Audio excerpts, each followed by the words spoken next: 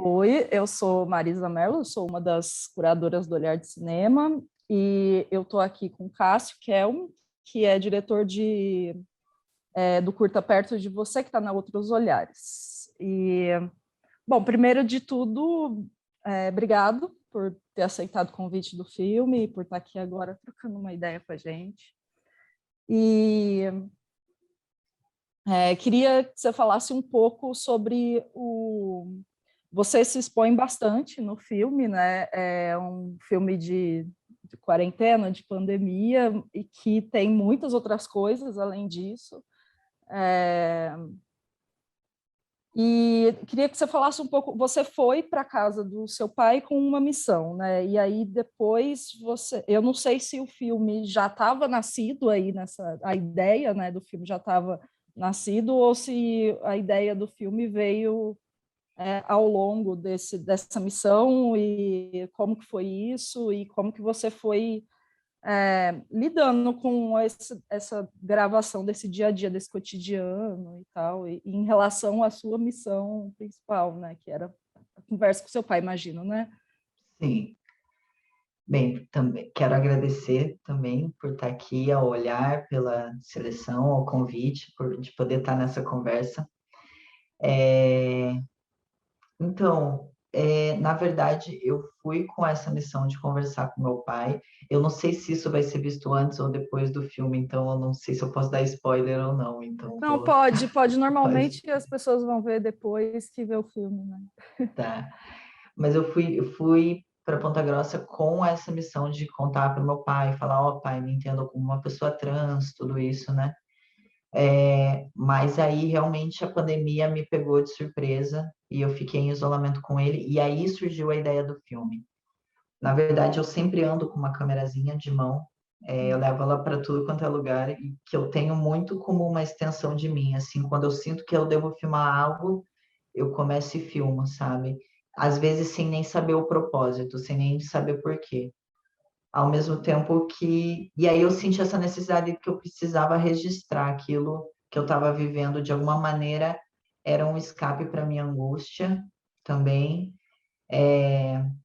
Eu acho que também na pandemia, o meu pai sendo um idoso, tem essa iminência, né? Esse tema da morte o tempo inteiro. Então, inconscientemente, eu acho que eu queria poder registrar meu pai e ter, porque a minha mãe já faleceu e eu tenho muito poucos registros dela. E isso eu elaborei depois, ao longo do processo de edição do filme. Eu vejo que tem essa coisa também, né?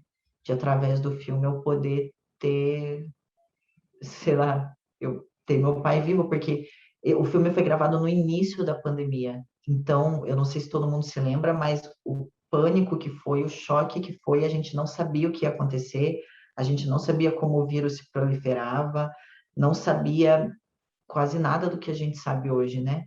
Então, era aquela sensação de fim de mundo mesmo, assim, enfim, foi um choque muito grande. E aí acho que foi um pouco assim que surgiu. E no filme, você não tem essa conversa, né, com o seu pai. E Uhum. quando que foi que você entendeu que era hora de acabar o filme e sem ter a conversa? Como... Aham. Bem, enfim, o filme tem uma construção, né, narrativa, termina ali com isso do eu não ter contado e eu nunca ter contado, né? Mas, na realidade, a ordem das Não contou coisas, até hoje? contei, ele já Ah, viu o tá. filme, tudo. Pois é isso que eu ia falar. É interessante que eu não contei em frente às câmeras, mas de alguma maneira o filme foi um meio de contar para ele e Uhum. explicar tudo isso para ele. E um dos takes do filme fala isso, né? Eu tô vendo um vídeo que fala, é tão ruim ter que explicar, e é realmente uma sensação muito ruim de você ter que Sim. sentar e explicar coisas que às vezes nem você entende, sabe? E ter que ter isso muito bem elaborado, e já existe tantas elaborações também sobre o que é ser trans.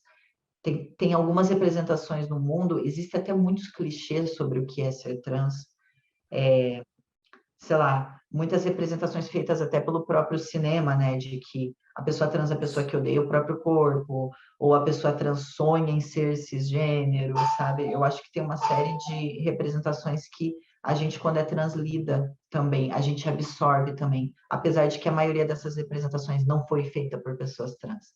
Então, é por isso que é muito importante que pessoas trans se representem, né? Como é o caso desse filme, a transgeneridade é um tema, mas tem muitos outros, né? É só uma coisa, uma das coisas que atravessa. Mas me perdi um pouco no que eu estava falando. Eu ia falar sobre. Ah, não, no fim das contas, aluguei um carro e viajei. Porque nesse momento que eu estava ali em Ponta Grossa, não tinha ônibus, tinham fechado as estradas, tudo, realmente a gente ficou isolado. E aí eu acabei, enfim, viajando, tal, saindo de lá.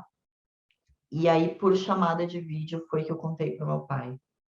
Também porque tem uma versão desse filme que tem 2 minutos e meio, que eu fiz para um edital do Itaú Cultural. Foi a primeira E o versão do mesmo filme. tem o mesmo nome, o filme? Não, se chama Querido Pai.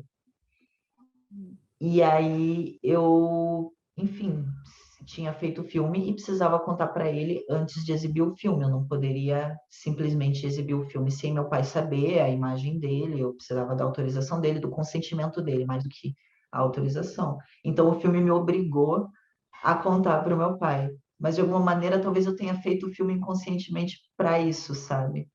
Para poder conseguir ter esse diálogo com meu pai. E outra coisa também que eu fiz o filme, enfim, eu tô sempre filmando, eu filmo muito, filmo meus amigos, filmo as coisas próximas, tô sempre filmando porque realmente é com isso que eu trabalho, né? Então, eu acho que eu estava filmando pensando que isso poderia ser um filme que é o meu meio de ganhar vida. Tipo, eu não tinha trabalho, de repente eu ia trabalhar, fazer o making of no filme, caiu, eu estava esperando o dinheiro do edital, a Ancine, todo um caos, não veio. Então eu falei, bem, vou tentar fazer um filme, alguma coisa que... E aí, no fim das contas, teve vários editais emergenciais com os quais eu consegui licenciar o filme, essa versão de 2 minutos e meio. E aí também surgiu esse edital para poder fazer essa versão mais longa. Mas por que que a escolha de não botar a conversa no filme, de acabar o filme antes e depois você fez essa conversa online, né? Por que não filmar? O que que aconteceu? Porque, enfim, primeiro que foi uma Porque chamada de vídeo, é né? uma grande expectativa de ver Uhum, o filme e esperar isso e isso não chegar. Assim, você fica implícito que isso vai acontecer em algum momento e que, uhum. enfim, mas Porque eu acho que é justamente o que as pessoas esperam e vai hum, dentro, inclusive, das questões de representação trans, uma das coisas mais retratadas é essa revelação. Esse hum, momento, revelação. Quando você contou para sua família? Tipo, quando, enfim, é mais sobre a minha angústia de pensar que não podia contar e de achar que uhum. não podia contar E tá do tão que próximo, né? Tá ali exatamente. clausurado com Tá o tão próximo e medo. tão longe, né? Mas é mais sobre os meus medos do que sobre essa revelação, né? Esse momento de revelação. Que afinal talvez satisfaria a curiosidade de algumas pessoas, mas na verdade não foi um grande momento, entendeu? Eu contei para o meu pai, enfim, era outro filme, seria outro filme também, Uhum. filmado de uma outra forma, em um outro momento. E é muito interessante que você fala dessa angústia, né?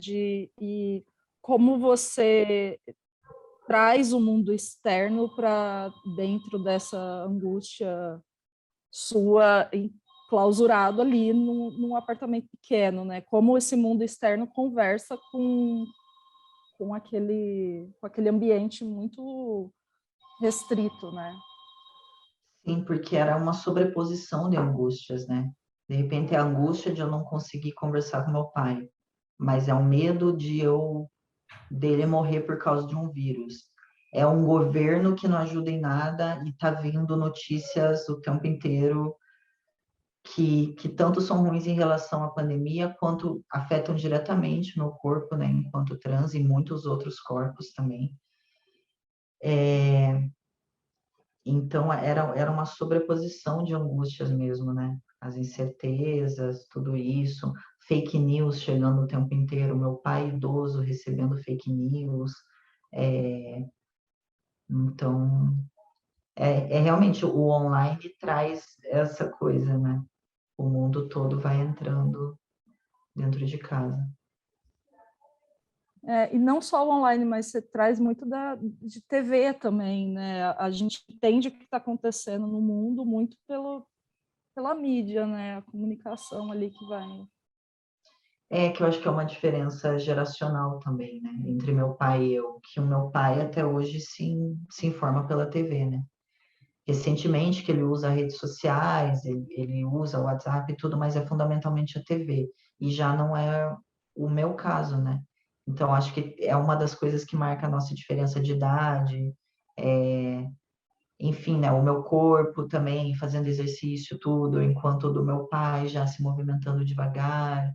Eu acho que tem muito isso, essa relação pai e filho, a diferença das idades. E as mídias que a gente consome totalmente diferentes também. Sim, nossa, totalmente. Interessante isso que você falou, que eu não tinha. É uma coisa que a gente. Que está no filme, que a gente percebe, só que eu não tinha ainda elaborado essa coisa geracional dessa forma, né? Mas... Sim, é muito louco, porque tem isso, né? O medo do que meu pai, né, enfim, morra especialmente com a pandemia, e eu já tinha esse medo antes, né? Que eu falo ali que algumas vezes eu já levei ele para o hospital, tal, eu tenho muito esse medo. Ao mesmo tempo que eu imagino que para o meu pai também não é fácil deixar um filho trans no mundo, sabe? Então eu acho que contar ou não passa por vários tipos de medo. Passa pelo medo da, de você ser rejeitado, de que a pessoa que você ama muito não aceite e que você não consiga lidar com isso depois, sabe? Mas também, tipo, Medo da reação da pessoa idosa, né? Que você fala também disso, né? sim, de saber que, enfim, o meu pai, ele não quer mais se preocupar, entendeu? Ele quer viver a velhice dele tranquilo, sabe? E aí, isso, você ser trans num governo como esse, numa realidade, não só nesse governo, né? Eu acho que é um erro que a gente coloca de atribuir somente a esse governo as violências que as minorias sofrem, né? Ela é estrutural e vem de, enfim, da Sim, agora colonização para cá, né? piorou, né? Piorou, mas É, agora isso, tomou um nível, mas, extremo. enfim, não começou agora, né? Mas não sei, enfim, são várias coisas assim que passam. Mas no fim das contas, eu contei, meu pai sabe do filme. Também não é que você conta e as coisas mudam de repente, é um processo também. Até meu pai se adaptar, meu novo nome, pronome, Pois é um é, processo. isso é uma coisa que no filme ele te trata como a filha, né?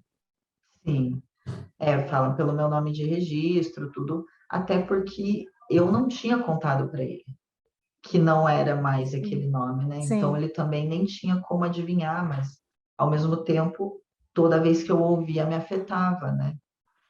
Então é uma espiral de angústia, assim. Realmente hoje em dia poder ter falado para ele, poder ter recebido o apoio dele, porque no fim das contas a primeira coisa que ele me falou foi: não, tudo bem, o que importa é que você seja feliz. E ele repetiu isso muitas vezes. E quando eu mudei meu nome, até no Face, que a família foi começando a ver, né? Ele, ai, saiba que eu te apoio, tudo. Nossa, ouvir isso é impagável. E eu gostaria até de fazer um filme sobre isso, porque Eu ia te geralmente a perguntar gente isso. sabe as pessoas trans têm outras histórias, e é bom que as pessoas trans saibam que não são todas as famílias que rejeitam. Infelizmente, é uma realidade que acontece. Mas, às vezes, a gente precisa saber que tem outras que não, que às vezes os idosos, inclusive, surpreendem a gente, né? Então, enfim, quem sabe eu faço aí. Vamos ver. Mas o seu pai, ele parece ter uma cabeça, pelo menos no filme, o personagem dele, né, tem uma cabeça mais aberta, né? Ele não é uma pessoa proto-fascista né? Então, É, facilita, eu imagino, não sei. ao mesmo tempo que Não ele não sei, é progressista também, ele é... mas me parece que ele que ele faz uma leitura de mundo pelos diálogos, pelo que dos comentários. Me parece que ele faz uma leitura de mundo boa, assim, pensando na idade que ele tem, né? Quando ele nasceu, o mundo que a gente vive Uhum. hoje. É... Eu acho que sim, quando eu mostrei, projetei para alguns amigos, assim, o filme, as pessoas assim, se falam, mas por que que você tinha tanto medo de contar para o teu pai, né? Mas tinha razões. Também porque as pessoas mudam muito ao longo do tempo. Meu pai realmente, hoje em dia, é uma pessoa isso, muito tranquila, tudo, mas a gente nunca sabe como as pessoas vão reagir a esse tipo de coisa. Esse que é o negócio. Mas realmente, uma coisa que eu fiz muita questão de mostrar no documentário é que meu pai foi o modelo de masculinidade principal que eu tive. E não é um modelo de masculinidade, sei lá, você me vê ele cozinhando, me ajudando a lavar, a gente limpando a casa juntos. Ai, é tão bonito isso, apesar de ser um momento tão ruim, né? Sim, ele. Não, mas isso é a vida toda, não foi agora. A vida toda a gente foi assim. Meu pai sempre foi quem lavava as roupas, sabe? Começa ele estendendo minhas cuecas, é que as pessoas não sabem ainda, mas é minhas cuecas. Eu vou lá, ele lava e não tem problema nenhum com isso.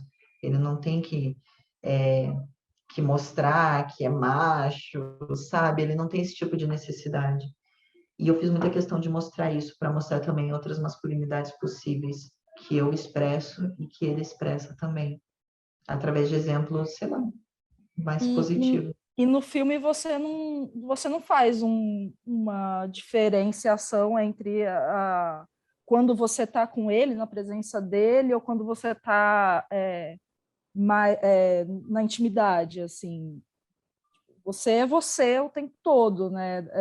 Seja botando a faixa, ou as roupas que veste, a forma que fala, enfim, tudo, né? Sim, uhum, Isso que sim, você, tem a ver com isso e contando aos poucos, parece, né? Você não fecha a porta, você está ali no espelho se filmando e ele pode entrar uhum, ali e falar, vocês conversam, né? Ele está em outro cômodo ali do lado e isso é interessante, que é isso, assim, você está contando a conta-gotas o filme. sim.